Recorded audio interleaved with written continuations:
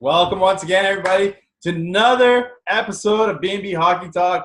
We're so jacked to have you with us. I'm Aaron Bloxel with my co-host, Mr. Matt Balzer. And today we're going to start off with the Metropolitan Division. Islanders still in first, New Jersey in 8th. Kind of crazy. Pittsburgh, last time we talked, Pittsburgh was in second. They've now got 3 losses in a row. They've dropped to 6 because everybody in this division seems to be around 500. And of all teams, the Philadelphia Flyers are now in 4th. Yeah. So I'm not sure what's going on here, but let's talk about Pittsburgh. Washington just had a great game. Washington now in second because of that win. TJ Oshie gets a shoulder to the head from Evgeny Malkin. What did you think of that hit? What do you think of the game? Yeah. So it was a pretty fun game. I think it was the Braden Holtby show in that for Washington. I mean, I believe he made 40-plus saves in that game. But, hey, the big story here, Crosby and Ovechkin, sheesh. We'll get to Malkin in a second. But Crosby and Ovechkin each had a goal in the game. Those guys living up to that hype. Ovechkin scoring his 235th career power play goal to move into 8th all-time, passing Marcel Dion on the list. And he's only 1 back of Mario Lemieux and 2 back of Brendan Shanahan on that list. So he's going to be pushing closer into that top 5 by at least the end of the season or start of next season. But, yeah, the big thing here was the Evgeny Malkin interference or headshot, whatever you want to call it, on Oshie. For me, I just thought it should have just been a penalty. I don't think he should have been kicked out.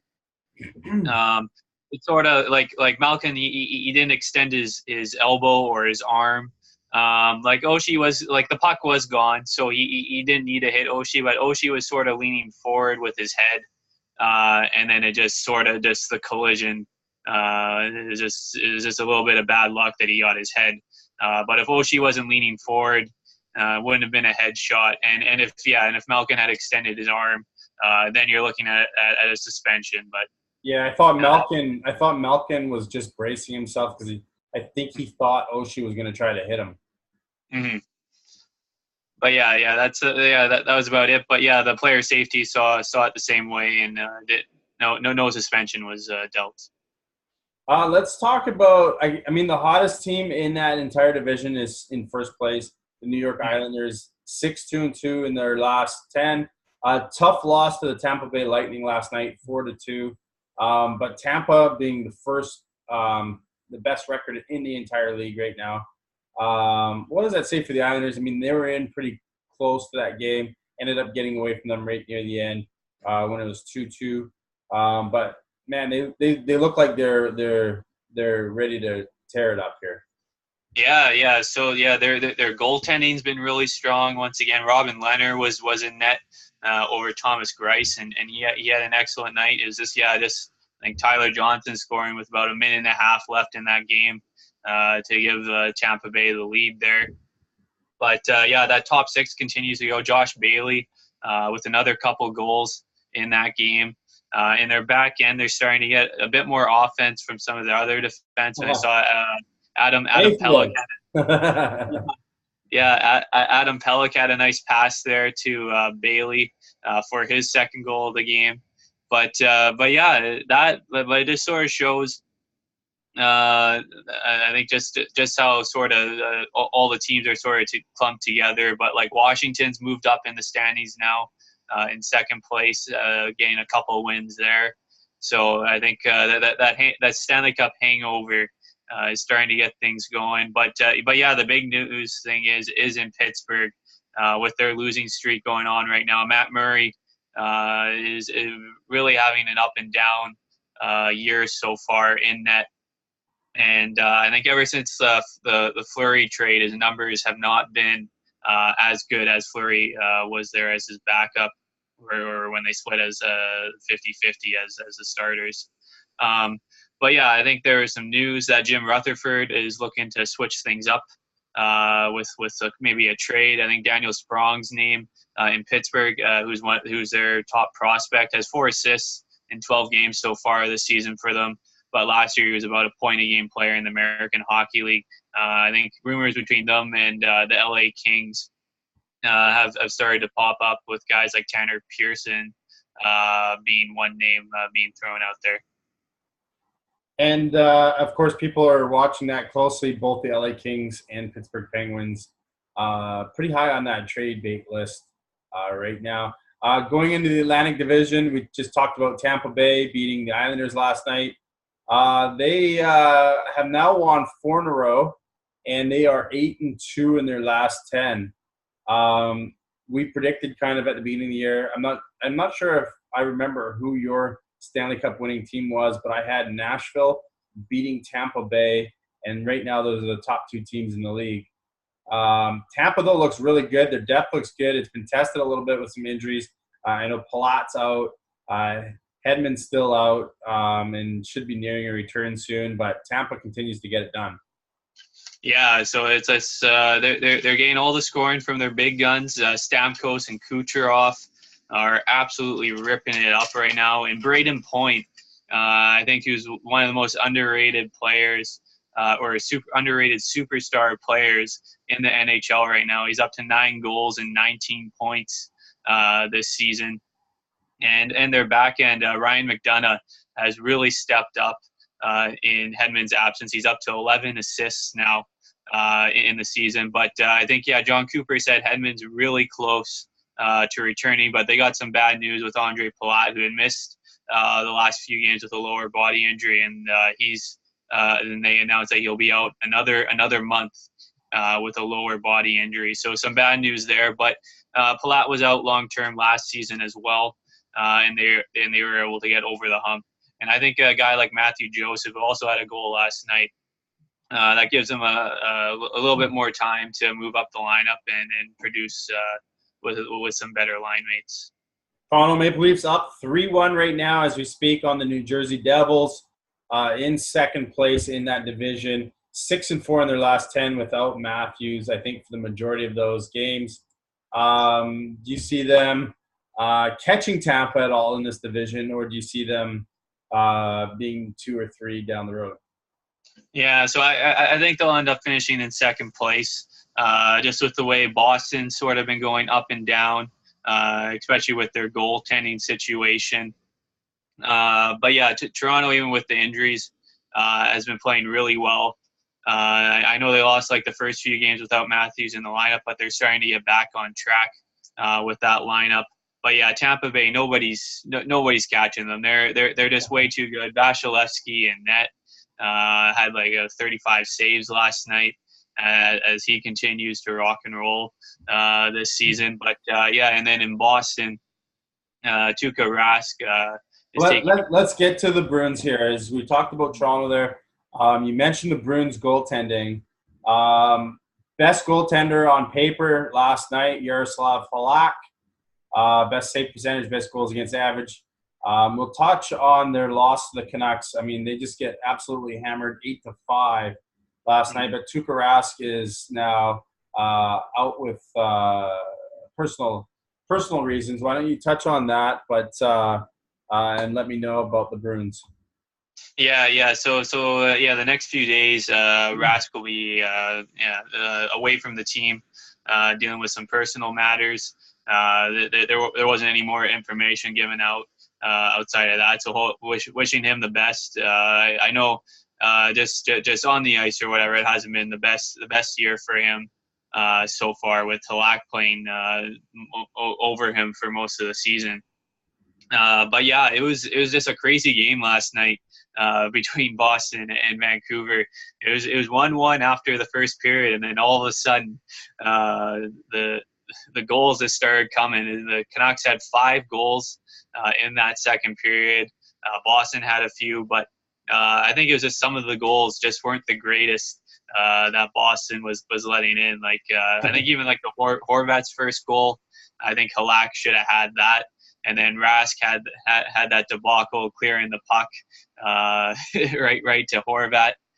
Even though that was some nice hand-eye by Horvat to knock that puck down. But But yeah, the not to get too much into the Canucks right now, a little bit focusing on Boston. I think they're really missing Charlie McAvoy, who's still going through concussion protocol since October 18th. I saw, and I know Torrey Krug came back from injury, but their defense, even though Zdeno Chara, 41 years old, continues to do his thing. You can't just rely on that top line every night and think you're going to win every game. Not sure why, but Torrey Krug almost pulled a Travis Hamonic last night after seeing Archibald throwing a big hit. Decided to get in a fight with a guy that's much out of his way too big out of his weight class. But Montreal Buffalo had an exciting game last night. Not sure why, but Carey Price didn't seem to be able to stop much, as did the Buffalo goaltender. And, man, there were some bad goals in that game. Buffalo ends up winning 6-5 in overtime. That's Montreal is still in third in that division. Buffalo in fifth. It's really tight between them, Buffalo, Boston, and Montreal. They're all really tight right now. Do you see Montreal or Buffalo actually pulling ahead and staying ahead of Boston right now? I think out of all those teams, I think the Buffalo Sabres and that top line that they have with Skinner, Eichel, and Pominville have been doing a great job. Skinner's up to 11 goals so far this season, and with him being scheduled to be a UFA at the end of this year, the guy is going to get paid a whole lot of money, and you can thank Jack Eichel for a lot of those goals so far this year, especially that tying goal, that face-off win that Eichel did on Danault was just a really smart move to set him up for that tying goal in the third period there. But yeah, if Boston, like I still think Boston will figure things out, but right now, out of those three teams, I think Buffalo has the best chance to continue to move up the standings. With Carey Price, I said he'd been playing like good, but I just saw his stats from like the past 5 games played, and his goals against average is over 4 goals a game. And I think in the media after last night's game, he said it was just a problem upstairs with the mental aspect of the game. So I saw Antti Niemi will get the start for them tomorrow night, so it gives Price just a little bit of rest. But Claude Julien says, like, defensively, the Montreal hasn't been helping out as much as well. But Max Domi, another 3 assists last night, as he continues to really impress there in Montreal. But yeah, I think Buffalo is actually having a pretty decent start, and if they get a couple more wins here, or maybe when we come back on Tuesday's show, they could be in the top 3 in the standings in the Atlantic. Thomas Plekanec of the Montreal Canadiens clearing waivers, I believe, today and announcing retirement. I'll give you a touch on that, as well as Ottawa.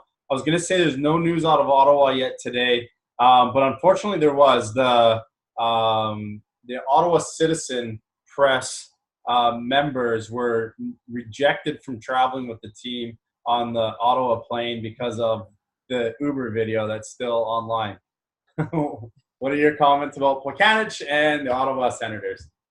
Yeah. So Plekanec, to start the season, he wasn't able to get into the lineup until some injuries occurred. But I think the big thing here was just getting him to 1,000 games, which he did after playing a couple. But they sort of had this situation.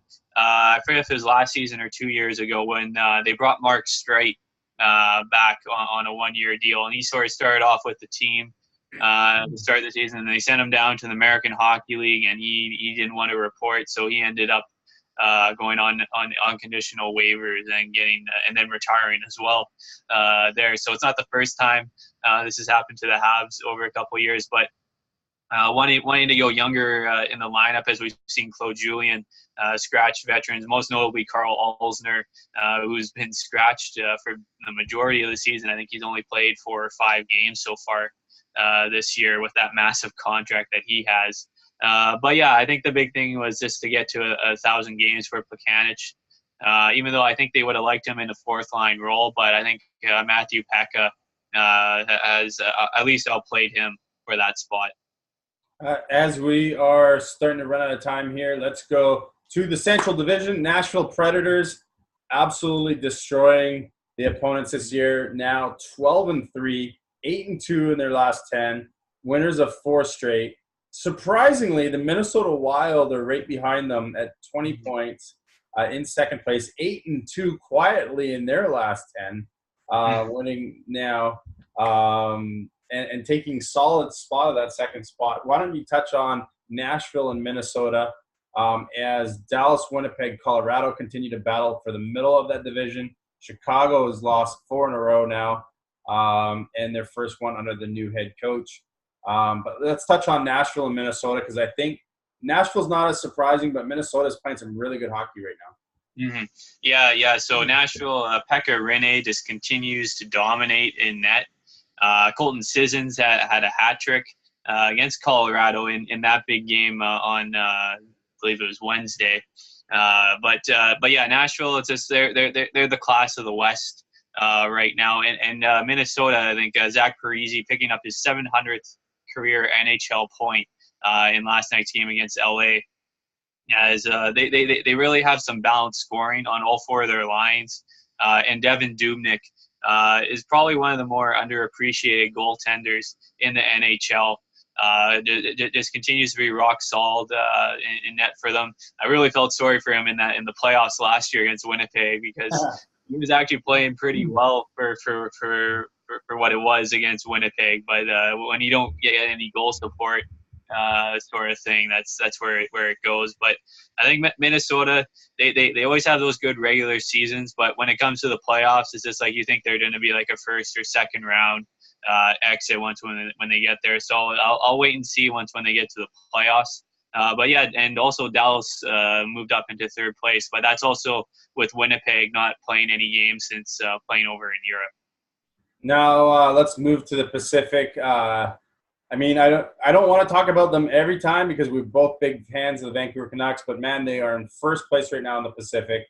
4-0-1 in their last 5, beating Boston last night 8-5. They're playing the Buffalo Sabres tomorrow morning, by the way, at 10 a.m. Pacific time, 1 p.m. Eastern Standard Time. I don't know what else to say night after night right now because Pettersson continues to shine. Last night wasn't necessarily his night. They got some incredible scoring from around the lineup last night. Ben Hutton, 3 goals now in 4 games. Goodbranson has a 4-game point streak going on. So they're getting some support from the back end, and their potential future captain, Bo Horvat, stepped up with another 4-point game. Why don't you comment on your thoughts on the game last night and what stood out for you from the Vancouver Canucks? Yeah. So as long as these Canucks keep winning, we gotta talk about them. So they're the second highest scoring team in the NHL right now with 57 goals. Only the Tampa Bay Lightning have more with 59. I think that's been the biggest surprise, especially with all their injuries that they have. I think I saw a stat that CapFriendly.com had was that the Canucks had over $21 million of salary just on injured reserve. 27.5% of their salary is on the IR right now. Yeah, which is just unreal that you have that many injuries, that much salary on IR, and you're just able to produce every night. Doesn't matter who they get it from. Like Louis Eriksson, 2 goals and 3 points against his former team, as I believe his new nickname, the Little Thinger, continues to do his things, and all of a sudden now he's up to 9 points in 17 games, and Shotgun Jake is up to 6 goals and 8 points. I think last year it took him till January 12th to get his 6th goal of the season, and December 21st was when it got him. He got his 8th point last year. So big improvement when you look at that draft class now. Nikolai Ehlers only has 2 goals, and William Nylander continues to sit out. So yes, he is having a pretty decent year so far. This year. I think the other big stat was the last time the Canucks scored 8 goals in a game was November the 12th in 2009 against the Colorado Avalanche. Henrik Sedin had a hattie. Steve Bernier had 2 goals. And Matthew Schneider and Tanner Glass also each had a goal with Jannik Hansen. So it took them, with them scoring 8 goals, now they've scored 7+ goals in 2 of their last 3 games. Jacob Markstrom, it's sort of weird how his save percentage is below 900, but he has a 7-3-1 record.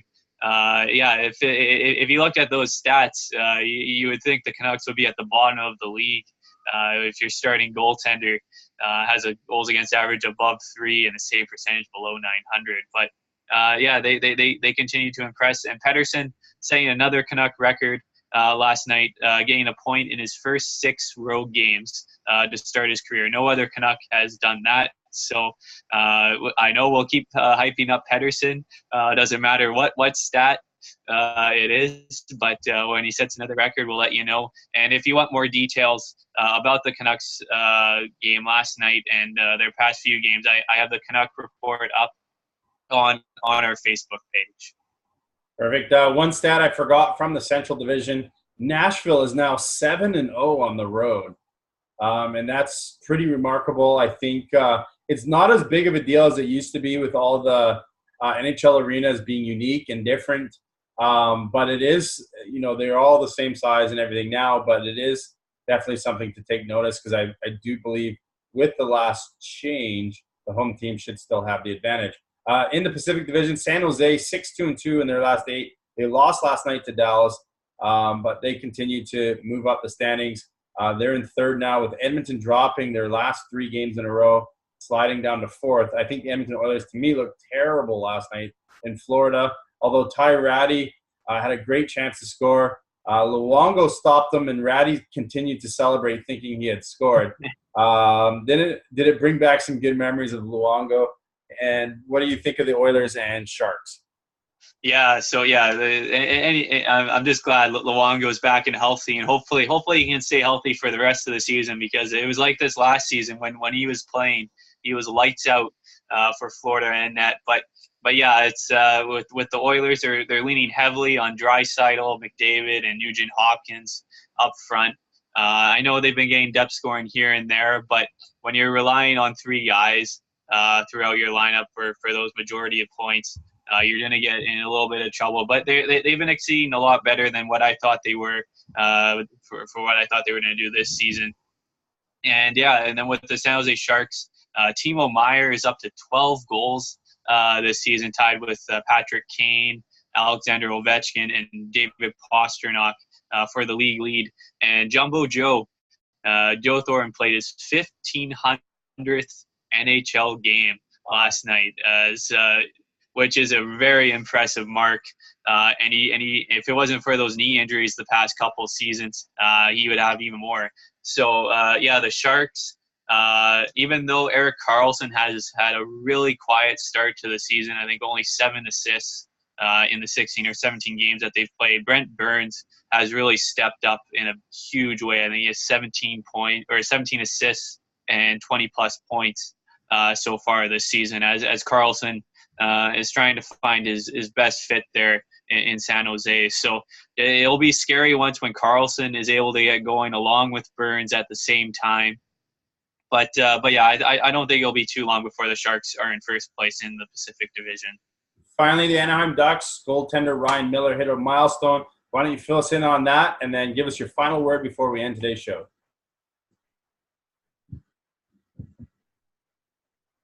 Are you there? Yeah, so Ryan Miller, with his 372nd career win, tied Andy Moog for 17th all-time on the NHL win list, and he is now only 2 wins back of John Van Riemsbroek for the all-time wins by an American goaltender. It just shows. I think as the years went on, when he played in Vancouver, he started to get a bit of appreciation of how good of a goalie Miller was, and how much he helped with some of those defensive setbacks over the years. Just a couple of things. I don't think I touched on John Klingberg is out 4 weeks for the Dallas Stars after blocking a shot off his hand He had surgery today and is out a month, so that's a huge loss for their top offensive defenseman. But Miro Heiskanen, who I think has been probably maybe the second best rookie in the NHL so far this year, I'd look to see him to step up in a huge way. Chicago signed their first-round pick from this past season, Nicholas Bodine, to an entry-level deal.